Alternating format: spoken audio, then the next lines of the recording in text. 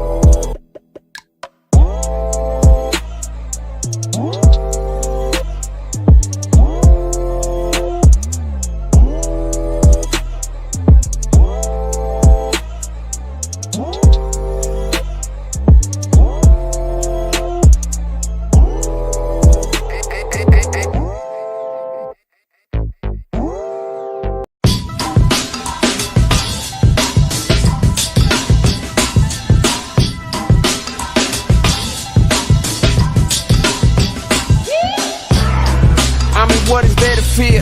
I'm from Black America, it's just another year. You knew the disrespect by your elected puppeteers, but let me show you how to. Yo, drop a bomb from Erica real quick. We got the DMV in the building. Shout out to Gary Alexander. I see you. Hey. Shout out to my man Brent from the DMV. I see you. See you dropping on, baby. Let's go. IG was good. Facebook was good. YouTube, what's up? See you. Don't forget to donate to # the Nitty Gritty Show. Shout out to Saucy D. Shout out to Donald Mayo. Shout out 8th Notch, our business sponsor for the month of October. It's Libra season. Ain't nobody going by the new rules. Y'all going by the old rules, right? Because technically y'all changed up. Brent, I see you. Yeah, we got a lot to talk about tonight. It's gonna be cool. Yeah, everything from 8th Notch to Donald Mayo. Shout out to Wilder Inferior. My man Wilder got knocked out. Throwing wild haymakers. He can't box. The man got knocked out. Wow. By a sloppy built British dude. World couldn't be more cruel. Fires your man and you still look like a fool. I got these old rhymes like Big Daddy Kane and KRS. Dang, I messed that one up. KRS-One on verses, y'all. I tried to flow a little bit, you know. So I used to have it back in the day. There used to be a time I used to spit bars. I used to be like one of the hottest rappers alive. Dylon, Dylon, Dylon, Dylon, and Dylon.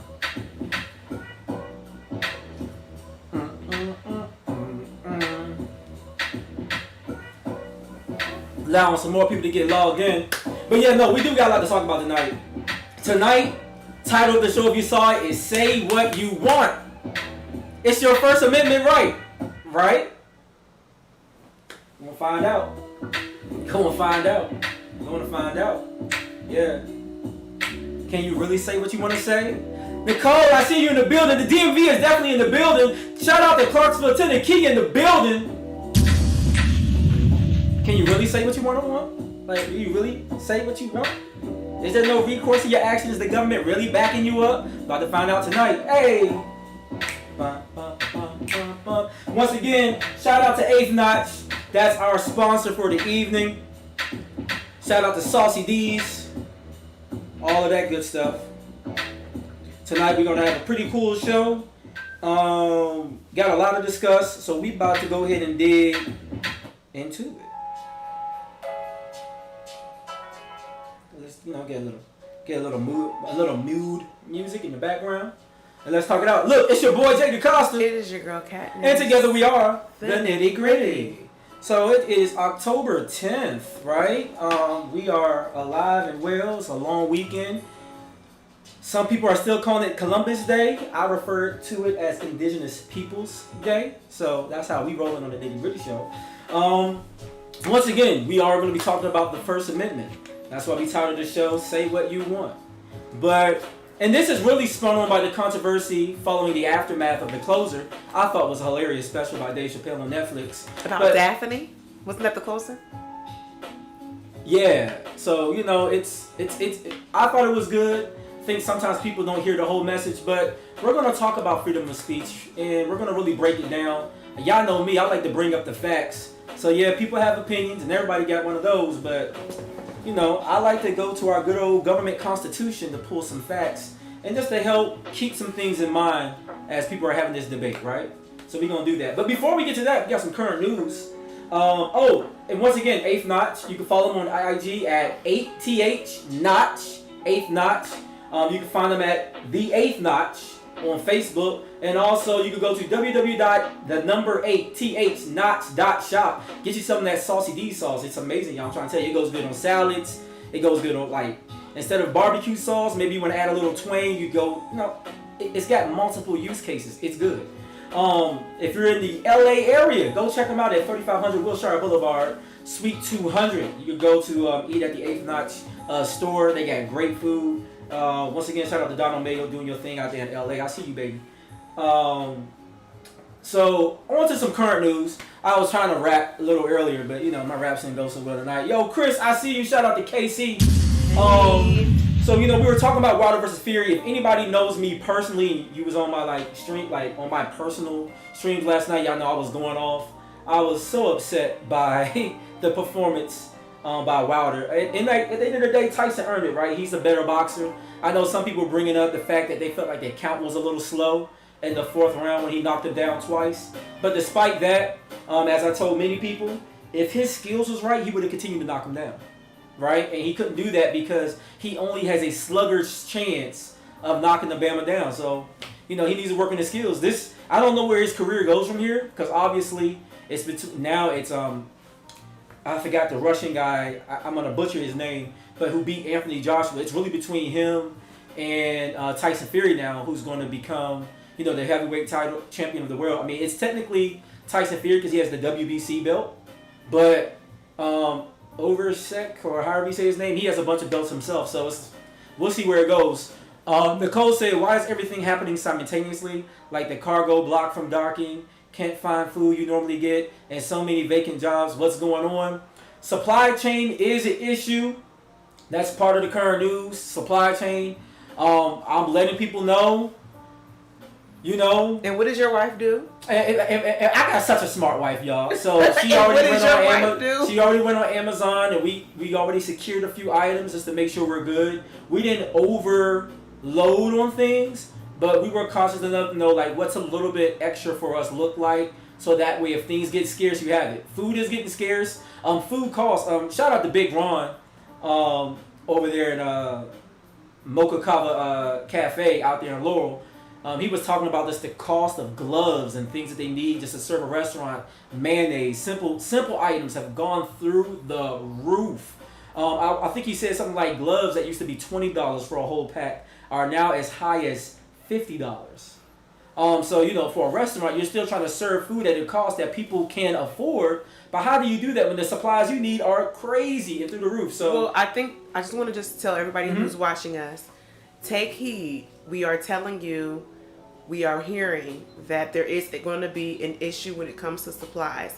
So your, you know, necessities like toilet paper, things of that nature, you might want to stock up now. You might want to get 2 to 3 extra, because very soon, within the next month, it will be very, very hard to get and secure these things. So take heed. If you can order things now, if you can buy things in bulk now is the time. It's going to be a rough winter. yeah, so do what you got to do to stock up. Seriously, that's like a serious thing. Stacy Lynn, I see you. Hey, Stacy. Hey, Mom. Drop a bomb for you. Ohio in the building. No, Stacy is from St. Louis. Oh, that's right. My bad. St. Louis in the building. Drop a bomb from St. Louis. I see you. We all across the country tonight, y'all. So yeah, please be mindful of that. In other news, because we know a lot of y'all watch Housewives. So it sounds like there's some drama that's getting pretty serious with Eric. Is it Erica? You know I don't watch Erica Jane. So Erica Jane is on Housewives of Beverly Hills, and she's getting a divorce from Tom Jagardi. If you don't know, Tom Jagardi was a big time lawyer over the past couple of decades, and apparently he was embezzling money, especially from airplane victims and such, to, you know, afford their lavish lifestyle. And she just recently is getting divorced from him. So today is the reunion, and everybody around LA is saying she knew he was embezzling money, hence why she was able to fly on private jets, and they feel like she is not above reproach. So it's a pretty big deal in Hollywood. Wow. So yeah, sounds like a serious issue. Oh, shout out to my children in the building. Where? Yeah, they're under my mom's thing, but okay. yeah. Shout out to my children in the building. Y'all gonna learn something tonight. We're gonna talk about the First Amendment. Also, shout out to Big Daddy Kane and KRS-One, some of my favorite rappers. Hence why I was trying to do the old school flow, but they didn't really flow that well. But they're gonna be on Versus next weekend, which is gonna be pretty dope. So shout out to all my old school hip hop fans, real hip hop. Shout out to everybody that actually knows all the 5 pillars of hip hop. Oh, okay. Do you know them? Do you know them? I think so. Okay, let's see where you at. Okay, so DJing. Okay, that's one. That's one. Graffiti. That's 2. Here we go. Okay, cat. 3 would be like a lyricist. The MC. Yes, let's go. Okay. Yeah, okay, there you go. That's 3 down. 2 more left. Beatboxing. Like No. not beatboxing, but breakdancing. There we go. Breakdancing. What's the last one? This is the one that most people don't get. The last one is community or social activism, maybe. Well, I see why you would say that, but that's not it. The last one is called knowledge, right? Oh, okay. Last one is knowledge, right? So if you listen to a lot of the old school hip hop, shout out to Big Daddy Kane, shout out to KRS-One, shout out to all those rappers from back then. There was a defining message in all that music, right? They were trying to, a lot of them were 5%ers, but then at the same time, a lot of them were trying to get knowledge of self. There was a lot of discovery. A lot of them was into music, disco, jazz, all of that. So it was really big to understand. Yo, I see New York in the building. Shout out to my man Q. But yeah, so that's why they have like the Boogie Down Bronx. Those that really know their hip hop history, you got to understand all 5. So that's pretty dope. That's okay. You did a good job though. I did okay. Yeah. Most people can like name 3. They normally don't get them other 2. So that's what's up. On Cigar Talk in the building, I see you, baby. So so you know, shout out to Versus. That's gonna be fun. Y'all know I'm gonna be watching, so looking forward to that. So you know what? It's 11 after the hour. Let's get down to the nitty gritty. So once again tonight we are talking about the First Amendment, and before we get into it, the reason why we're having this conversation is because for those that haven't seen The Closer on Netflix, Dave Chappelle's latest comedy, I thought it was hilarious. The man is a genius. The way he can tie in social and economical means and bring it into comedy and things that are like hot buttons that most folks won't touch, and the fact that he can actually touch those things and have a brilliant way of discussing these ideas and trying to bring out a different thought process that most of us may not be privy to even think of or consider. So shout out to him for the way he navigates those waters so intelligently. But he is under fire. There are many people, primarily from the LGBTQ community, probably the T more than anything out that community. The trans community are upset with his comedy. They felt like he was, to quote them, punching down, even though he speaks directly to that in the source material we're bringing up. There were still people upset, and folks are saying, oh, he needs to be canceled. Other fans are saying, you can't cancel Dave Chappelle, he's uncancelable.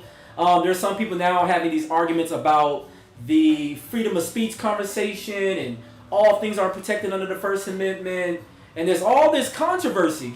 I personally thought it was genius. Obviously, I gave my thoughts on it. I'm always aware that people can be offended by different things, but I feel like if you really listen to him, and I mean, he speaks directly to, outside of comedy, to how people may react. And I feel like, did these folks watch the whole show? But then maybe I don't understand their paradigms. I can understand that this might be a sensitive subject for you. It's kind of like, I know within the black community, hearing someone outside the community make a comment, we can get sensitive to it, right? We're very protective of our paradigm and of our thought process and our lived experiences. So we have to be mindful of that when we have these conversations.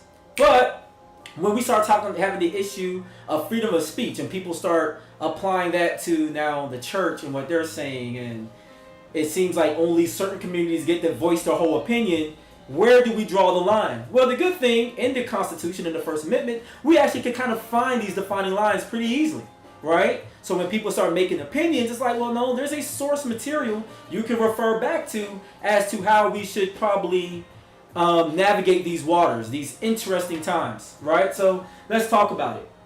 And I really do feel like this is a necessary conversation during a time of social media, political unrest, and controversial entertainment, right? So let me go to some definitions real quick. Y'all know how I like to do. So first thing, First Amendment right. Say what you want. So definitions. Freedom. This is an important word because we're going to talk about freedom of speech. So let's define what freedom really means. The power or the right to act, speak, or think as one wants without hindrance or restraint. That is the true definition of freedom. But of course, we start talking about freedom of speech as how it relates to the Constitution. Maybe that defines a little differently. Let's go forward. Politics. This is an important definition tonight because I wanted you to keep it in the back of your mind. Is defined the activities associated with governance or a country or other area, especially the debates or conflict among individuals or parties, having or hoping to achieve power. This is important. Keep all this in mind as we continue through this conversation. We're going to come back to it. Next, First Amendment, and just to keep the definition as simple as possible without having to read the whole First Amendment. The First Amendment guarantees freedoms concerning religion, expression, assembly, and the right to petition. It guarantees freedom of expression by prohibiting Congress from restricting the press or the rights of individuals to speak freely. Right? So, I got to ask the question to everybody. Do you believe that people can say whatever they want? It's not a trick question either. But I'm just trying to gauge where people are, how you feel. Feel free to drop an explanation. Do you feel people can just say or write or do whatever they want when it comes to the First Amendment? Elaborate on that for me. I would say no. I think that in all things when it comes to communication or doing, you need to study the room. You need to have couth. You need to have tact. And you absolutely should have emotional intelligence.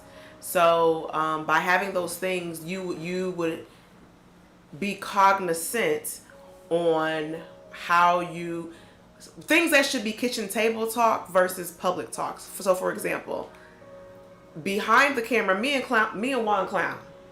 Like, we clown. Like, I allow my husband to say what he wants to say. But there are times when he's in the house, I'm like, Juan, never say that in public. Ever. Okay?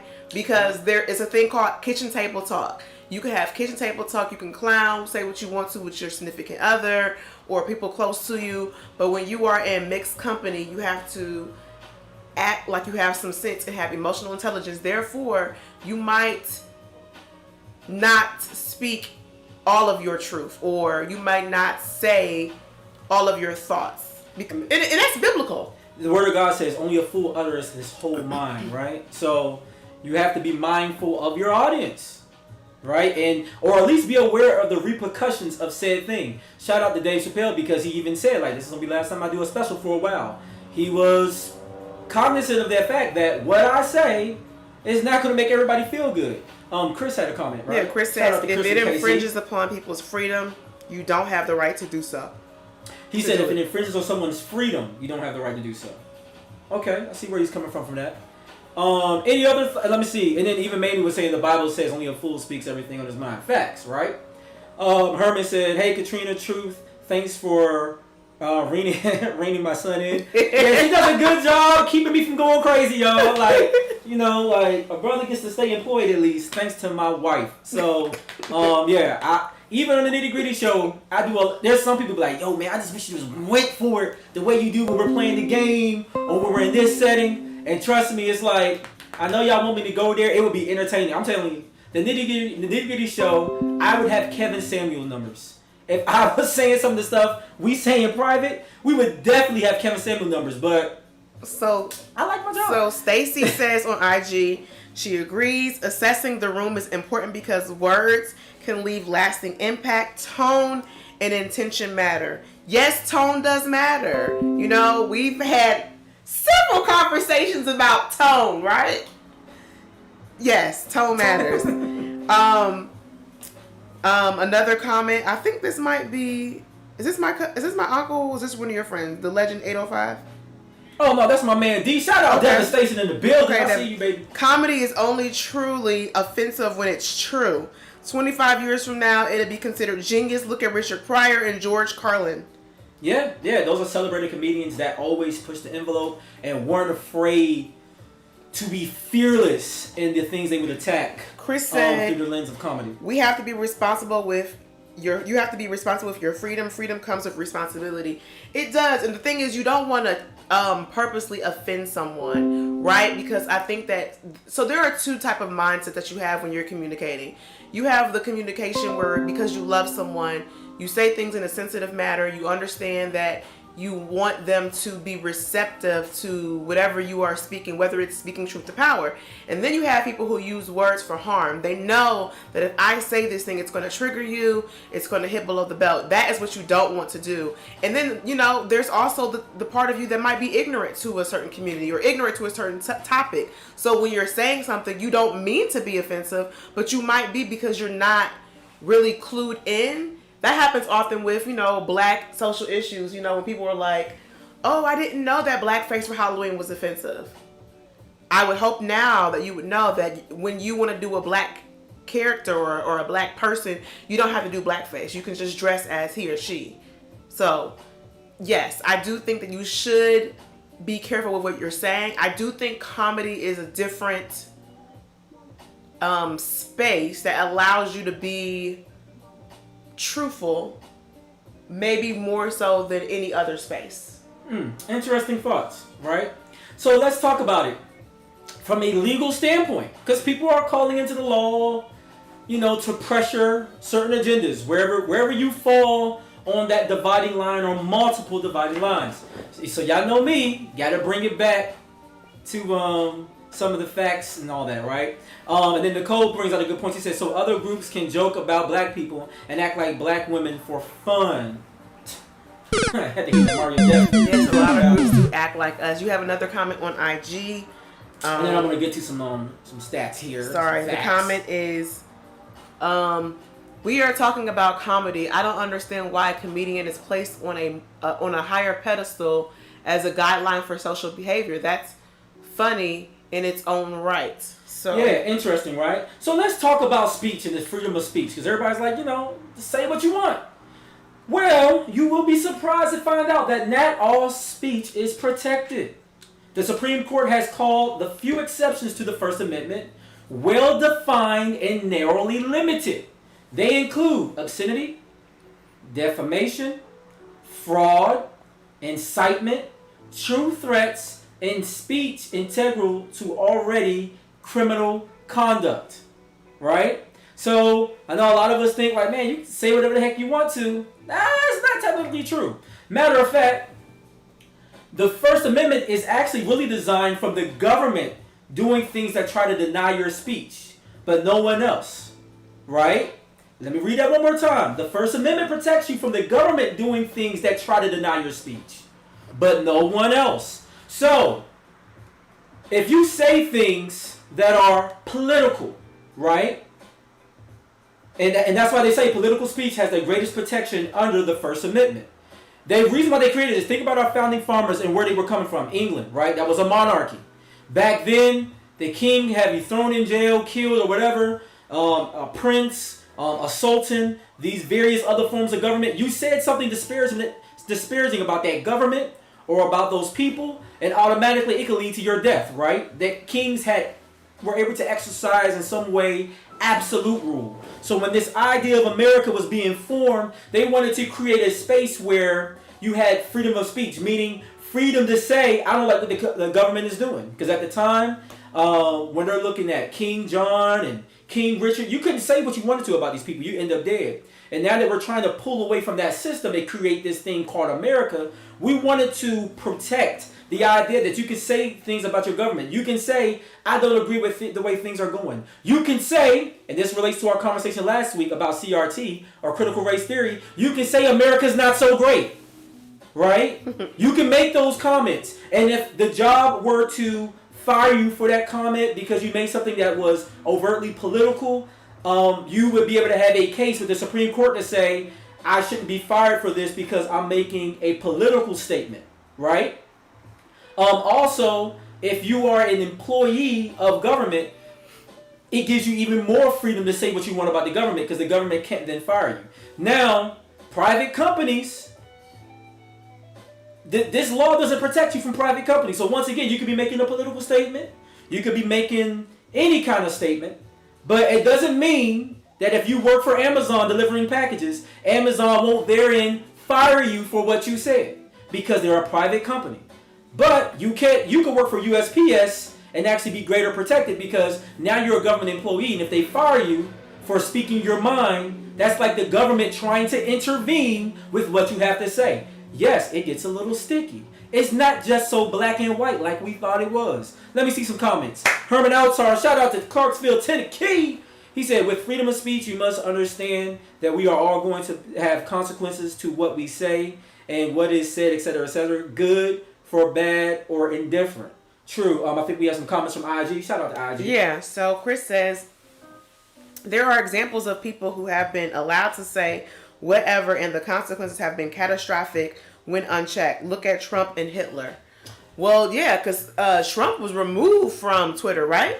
Yeah. So once again, that was a private company that removed his remarks, right? Now, let me bring this out. Once again, sticking to the facts as far as some of the things I'm trying to prevent. Yes, I want to have the conversation and the dialogue because that's important, but we do need to know where there are defining lines. For instance, hate speech is actually protected speech. Most people wouldn't realize that, right?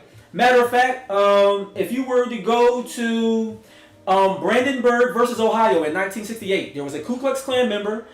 He was protected under the First Amendment due to his message being political in nature, even though the message was outrageous and offensive to black people primarily and other folks. But because he's making a political comment, under the federal government, he's protected. We can't say, oh, he needs to go to jail or we want to lock him up. Or, we can say that, but there won't be anything put on him by the federal government for doing so.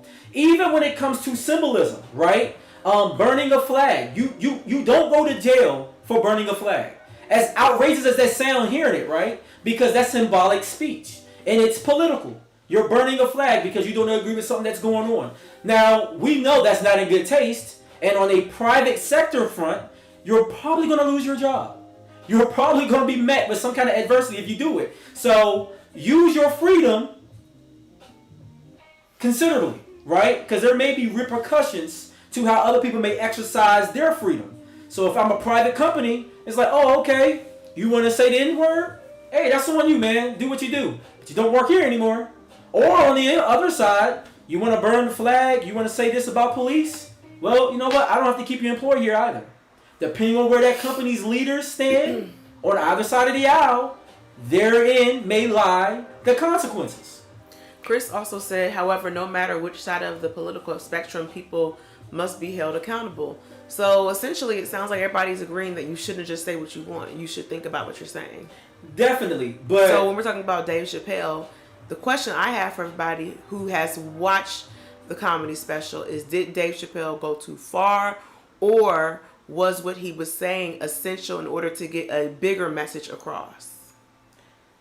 And I'll jump in there as everybody's typing. I think what it is, I think listening to how he presented the jokes and some of the follow-ups to the messaging and how he curated this whole thing, I think he was conscious of the backlash, and he was careful to deliver what could be a level of understanding for those watching, right? But keep in mind, I'm going to say this.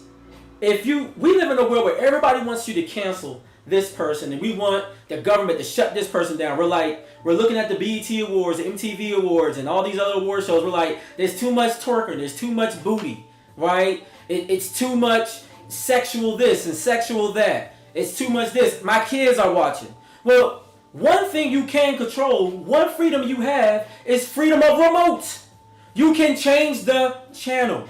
You can turn the TV off, which some of us probably need to just turn the TV off sometimes. You can pick up a book. You, as the practitioner of your house, you can deliver and freely activate your will to live what way you want to. You can teach your kids to have a certain code or character that you feel is more befitting to their life or the advancement of their life. Now, keep in mind, once it comes out the household, and once you put it for everyone's consumption, now everybody else can have an opinion. And if that opinion somehow reaches your employer or some type of business avenue in which you live, the consequences could be dire depending. So once again, know your audience, right? And keep in mind, Dave Chappelle is a millionaire. He's rich. If he doesn't make another dollar for the rest of his life, guess what? Dave Chappelle gonna be all right. Matter of fact, the Joker lives in Ohio. Very affordable to live in Ohio versus, New York, DC, LA, Miami. Take your pick. So Chris said the current state of our country calls for re-examination of what's protected. No, Dave Chappelle did not go too far. He was commenting on race, then transgender community, Me Too movement, and he was commenting on race and the transgender community and the Me Too movement. And shout out to Q. He's basically saying the same thing. He said Dave was on point per usual, right? A lot of Dave's fans don't feel offended. And if you've been following Dave Chappelle since, To Kill a Mockingbird, or I think that's what the name of Killing Me Softly, he's been on this. This is not anything new, right? I just think sometimes, certain things hit a certain level of media or you become such a presence. Oh, that's what Chris was saying. And that's actually a good segue into that. He said he was commenting on race more than the transgender community. And okay, I'm glad you brought that up. He's very emphatic about making that clear towards the end of his special. I'm glad he brought that up because I think what Dave would like people who are black and part of that community to do is to have the black first kind of conversation. Mm-hmm. And I think that a lot of them are like, no, it should not be black first. I can do both, have both conversations, which you can.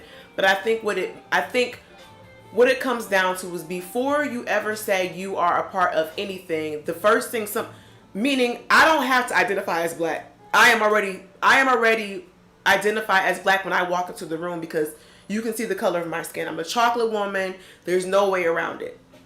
I think for all other aspects, whether you're a feminine, you're not, I have to identify as a feminist. You can't assume I'm a feminist, right? You can't assume someone is rich just because. The point I'm trying to make is that when it comes to race, it's so deeply interwoven in how America was built, how America was created, the systems that we still have, the systems that are still hold true today, that I think that the race conversation has been left behind and other movements have advanced. And for Dave, it's like, well, how is that the case? Yeah, and even from a political standpoint, if you want to come legal about it, nowhere in his speech And keep in mind, hate speech is actually protected speech. But nowhere in his dialogue, in his comedy, is he calling for action that would promote violence. Matter of fact, to quote the Constitution guarantees of free speech and free press do not permit a state to forbid or prescribe advocacy of the use of force or of law violation except where such advocacy directed to inciting or producing imminent action and is likely to produce such action. I.e., you referred to the U.S. versus Schenck in 1917. He was passing out pamphlets for people to dodge the draft, which was causing a direct action for people to dodge the draft for World War I, and therefore it was declared that his speech or his press could be limited because he was calling for people to do an action, and there was a direct response to the action he was calling for. So this brings into something that I've seen paralleled many times before, because like I said, this big conversation on First Amendment rights is coming up. People are like, well, what's the difference between Trump and Malcolm X? I saw somebody from the right side or the more conservative side of the thought process saying, well, in that case then, Malcolm X is no different than Trump. And you guys who are liberal or maybe Democrat or on the left side of the house would say you would champion Malcolm X as everything he said was cool under freedom of speech. Well, actually, to define it clearly, there is a difference. The difference between Trump and his speech just before January 6th and the happenings in the Capitol is he incited very clearly an action for people to go to the White House and do what they did. And there was a direct response. Literally, 30 minutes after his speech, they're acting like monkeys at the Capitol building on January 6th. That's proven. We were all watching live as this happened, right? Malcolm X only simply said, I'll kill a white man if he attacks me. He wasn't calling for people to go hurt someone. He was just simply saying, listen, I'm going to carry my gun just in case. It's a necessity. If I got to do it, I'm going to be willing to throw these hands. I'm going to be willing to pop this rifle at somebody, right? He never encouraged people to go commit a crime. And also, keep in mind, hate speech is protected. So if I'm saying something derogatory like, we should kill all dog owners. If nobody kills dog owners as a response, really, it's just, I made a hateful comment. Chances are I'm going to lose my job in the morning for saying such a thing, right? With social media, yeah. But if no dog owners are killed, you can't persecute me under any law. But if I say kill all dog owners and as a result dog owners start to die, then I'm going to be held higher to a higher level of reaction via the federal government. And this is the difference, right, in what Trump is doing. So when you hear people argue for how you need to check your speech and how you use your platform, if your platform is causing a direct response that is illegal. For instance, there are platforms out there before weed was legal at telling people to go smoke weed, do your thing. And guess what? That was totally legal, right? But if they're in that area, let's say they're walking up and down the street and they're passing out pamphlets telling people to smoke weed, and automatically people start smoking weed in the area where weed is illegal, they could be met with some type of persecution under the law at that time. But it's a very tricky thing, and sometimes it could be a weird line, but the line is narrowly defined according to the Constitution. So Chris said exactly. He was specifically said a black person wouldn't have called the police because when they show they're not going to say what they're not going to say, which one of you is niggers are Clifford. He was like, when he was telling the joke about being in the bar. The Legend 805 says the establishment has been waiting for the chance to shut Dave down. He bounced on $1 million deal, came back and gained even more fans. Chris said Trump supporters have been talking more and more openly and boldly about civil war. Words have real consequences. The Legend 805 also says those fans stood by him as he had the Chappelle show removed and renegotiated with Netflix. And then you have some comments on Facebook. Yeah, and Brent is basically kind of like echoing the same sentiments, about, Dave's... He said that you should be black first. But okay, I obviously... Juan and I have met folks who have said that no, they're not black first. Even if they are black. No, I mean, and we had Ant and Magical on that represent the LGBTQ community here in the DC area, and they had some interesting things to say. You can actually watch that episode on YouTube. But even they were saying that there's obvious racism in the LGBT community. Matter of fact, Dave Chappelle in his special, and I'm not trying to give it away for those that haven't watched it, but he starts off by asking the question, can you be part of the LGBTQ community and racist? Right? He asked the question. And resoundingly, everybody in that audience agreed, yes, you can. And we know this to be true.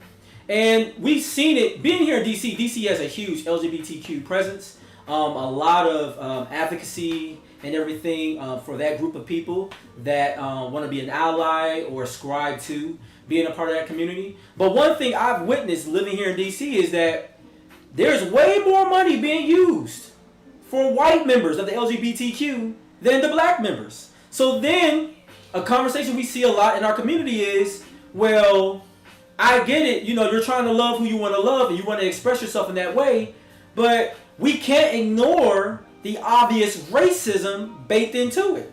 And it goes to something that not just Dave Chappelle, but many of people have spoken to is, you know, it seems as if the LGBTQ community has been used as a tool at times for certain members of it that are white. And this, I'm just taking this from those who are members of it and what they tell me.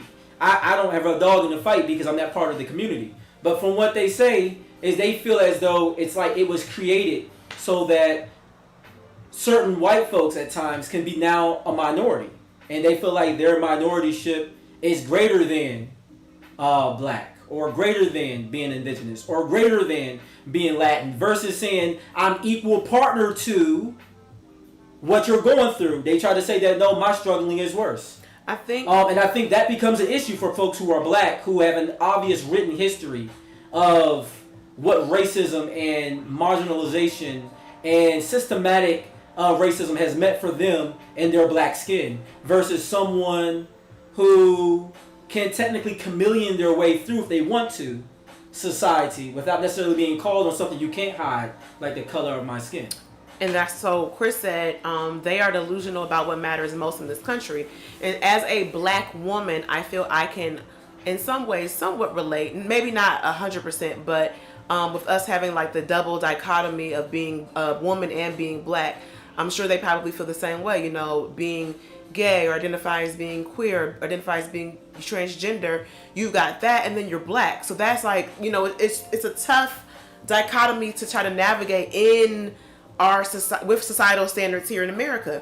And because of that, I don't want anybody watching the show to feel like who's a part of both communities that you have to choose. You don't have to choose. You definitely can be a part, support, and gain rights in both communities. I think what people are trying to say and what Dave is trying to say is that when it comes to race, that is something that is unspoken.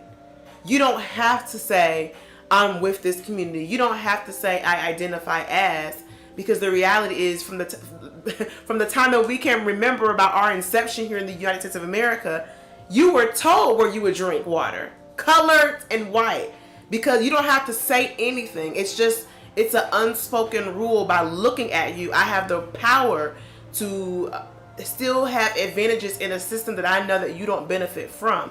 And so I think what Dave Chappelle was doing was challenging the conversation to say that race still matters, because I think that it's been a topic for so long that it's no longer, I guess, a popular social conversation. Well, it kind of goes. It's back, like, oh, we've been talking about that for years. So, and this freedom of speech conversation, it goes beyond like just the Dave Chappelle thing, guys. It's a large conversation, and it's important because once again, kind of going back to last week's episode on CRT, the government, state authorities have passed legislation limiting government employees. Because think about it, if you work for the school system, that means you work for the government. They're limiting government employees for speaking on bias, for speaking on privilege. These are some of the things listed out in states like Tennessee, Texas, right? And this is important because the First Amendment is supposed to protect those teachers. If I, as a teacher, I have my students, they're asking me, so why is it that black people have these redlining issues? I saw this on Dave Chappelle's comedy, or I saw when I was watching BuzzFeed that white people have better admission rates in this. So why is that? And then teachers are trying to respond to these questions. And then you have states like Tennessee, like Texas, like Idaho passing legislation saying you're not allowed to teach this in the school. That's a direct affront to the First Amendment, right? And this is critical because they're going to use the conversation of critical race theory. They're going to use examples like Dave Chappelle, right, to put a battery in people's backs to say, oh, this is the most important vote of your life in 2022 because we can't let this party or that party take Congress. Because look at your rights. And my thing is, I want people to understand the law for what it is, be smart, be engaged, and then when it's time to vote, then when it's time to act upon somebody's idea of canceling this person and not watching this person, then ask yourself the important question, is it constitutional?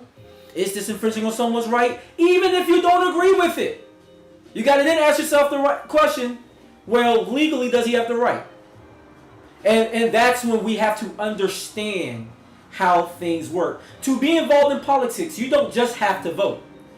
By educating yourself on how our government is ran, you are being an active member of politics and a citizen. We do ourselves a disservice when we stop at just voting. I believe in voting. I tell people all the time on this show and this platform, you should vote. You should vote. You should be aware of how your vote works and how it affects various legislation around you. But it's more than just voting, people. It's about basic government practice. As a matter of fact, there's a series on PBS I would recommend everybody watch. It's called Crash Course. They have Crash Course in economics. They have Crash Course in government, Crash Course in history. And it will give you the basics. You would still need to go do further research. But it will give you the basics on understanding simple principles and pillars of government so you know how to act appropriately to get things done. Yeah, the Legend 85 said we are canceling everything except black crime music and the over-sexualized image of black women. Yeah, and nobody wants to cancel that. They want freedom for that. Agree. Chris said, I don't understand how people can still think race doesn't matter. But I like what the Legend 805 said. Shout out to D. Because the reality is, I think if we're going to have a conversation and talk about the nitty-gritty, while we may not be the owners of these record labels, as black people, we do have somewhat of a responsibility when we are supporting the agenda of over-sexualized images of black women and of crime music in our community. Yet we still patronize it. Yet we still make it the hottest rap song. We have people who don't even have to get naked in the industry are getting naked. So in some ways, is it the onus on them to fix it, or do we have some responsibility in this kind of conversation? That's the tricky thing about art, right? Because it's subjective. So think about it. We talked about the 5 pillars of hip-hop earlier in this conversation. And we talked about how it was breakdance, MCing, DJing, graffiti, knowledge, and graffiti. Yeah.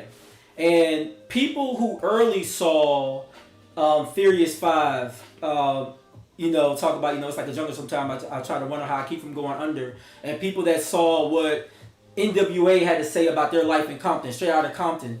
These folks were trying to give knowledge or perspective to the jungles they were growing up in, the living standards of what the hood was like in America, and showing that it was bigger than just crack, or it was bigger than this, but how the federal government under Reagan had failed them, and that's the real reason why we had a recession in the 80s. And they hid all their recessionary problems under, crack cocaine is what's destroying it. Not our export and import laws, but no, we're going to blame it all on crack. And that was a convenient campaign, just say no. And everybody was diverted and blinded by a campaign against drugs versus, how about this legislation you signed that caused all these jobs to go to Mexico and to China to build these items that used to be American built? Or how now we're using the prison pipeline to build weapons and the clothing that the military use, so that way we can pay at a cheap rate this industry and people get rich off of it, right? And earlier music did that, but because it's art and it's subjective, other people came in later that saw, Snoop Doggy Dogg and the Chronic, and Dr. Dre and the Chronic, or Snoop Doggy Dogg's album, and they interpreted it as something different. So they saw people fantasize the gangster life, much like before them they fantasized the Italian mafia gangster life. Hence why so many early rappers are named after Italian mafia members. Irv Gotti, Capone, And the list goes on. Scarface, right? They named themselves as the Italian gangsters, and we started fantasizing this alternate reality that a lot of these rappers haven't lived. Or maybe they're rapping about somebody else in the hood, but it ain't them. Like 50 Cent was tied to Supreme. We know Young Jeezy was tied to BMF. So people rapped about a life they were close to, but they weren't really part of the life. And then there's an algorithm created. Mm-hmm. When I rap about sex, drugs, and violence, records get sold. When I don't understand the assignment, but I notice that Beyonce is talented, but then I know that she dresses seductively and did it ever since Destiny's Child. So I reinterpret understanding the assignment, i.e. Chloe Bailey, by dressing half naked, having my woo-hoo out for everybody to see. And what happens is, because, once again, art is subjective, not everybody's going to see the true message or the understanding of why the artist put XYZ on wax or on film or whatever media they tries to use. And that's where Dave Chappelle is finding the same dilemma. He uses comedy to express an opinion about something he feels is hurting black people, and how sometimes black people in a community are being used for an agenda by other people in that same community, right? But because, once again, comedy becomes art, and so now it's subjective, people are going to have different feelings as to what that means for them, the way they view life and their paradigm. So this conversation becomes bigger, because the same way people interpret art, they can take their interpretations and vote. They can take their interpretation and become active in a community. They can take their interpretation of what they think being black is, and when a black person comes by, they clutch their purse, they call the police, and then we know how that can end up. I.e. Mike Brown. I.e. Sandra Bland. And countless others. Right? So these are just things we need to think about. Are we trying to say we have the answers? No. But there is a very clear answer here, and it is to arm yourself with knowledge and education. Right? Just don't follow the whims of your favorite celebrity or politician. Understand for yourself why it is you vote this way, you respond this way, you support that thing, you don't support that thing. Don't be a pawn in someone else's propaganda. Yeah. I hope that's a clear message here. And have the tough conversation with your friends, with your family. Find those safe places where you can ask and be curious without having the shame or the risk of losing your job. We have to create spaces like that where one can engage. Honestly, I don't know about this community. Can you tell me? Let me ask an ignorant question, not because I want to be hurtful, but I am ignorant in the true sense of the word. I do not know, but I want to know, and I want to understand you better. Well, and I also want to say, because I know we're wrapping up, that everybody has a right to feel validated, to feel loved, to feel heard, to be acknowledged, regardless of how you identify or what community you're part of. And I wanted to just say that because if people do think that Dave Chappelle's comedy was offensive, and by people tonight saying that they support Dave Chappelle and they're offended by that, that is not our intent. So again, like Juan said, if you feel opposite based upon this conversation, please feel free to drop us a message. We are happy to have dialogue with you. That's what the Nitty Gritty Show was about. It's about exactly. Dialogue and educating and having a better understanding of where you're coming from. I want to read these two comments, and I want to turn it back over to Juan so that we can wrap up with shout outs and stuff. Cool. So Chris said, those of us who are having this conversation have a responsibility to the larger community. The Legend 805 says the problem is real access to a variety. Even McDonald's has nutritional options because folks complained that they were gaining weight. Oh, I like that. Mm-hmm. It's clear that the agenda is wave off racism and focus on something else. The LGBTQ community should really join the entire civil rights movement if it's really about civil rights. So obviously, Brent said absolutely Juan. Herman said dialogue, yes. So we all know that this is a sensitive topic, and so we have to engage and address it in a manner that we are open, that we are acknowledging, that we are loving. So in closing, it seems that the majority of our followers tonight did not feel Dave Chappelle's comedy was offensive. Again, if you feel otherwise, please let us know. Message us. If you want to come on the show and have a conversation about it, absolutely, we're open to that as well. Go ahead. Yeah, because once again, it's important that we have dialogue and we discuss And people need to be more comfortable about having uncomfortable conversations. Yes. And I would say, to Juan's point, I do think that having more uncomfortable conversations helps you grow and learn. Mm-hmm. I just think that some people prefer to have uncomfortable conversations not on camera. Yeah, and I think that was a good point. Yeah. So not everything could be said on camera or for social media consumption. There was 2 other comments. I'll read those. Chris had said political movements are rarely intended to cover everyone. That's a fact. Can you read the other 2? I can't really see it. Yes. I really appreciate this show. Thank you so much, Peace Family. They tend to have a relatively narrow political aim. That's true. And that's why you need to understand your political...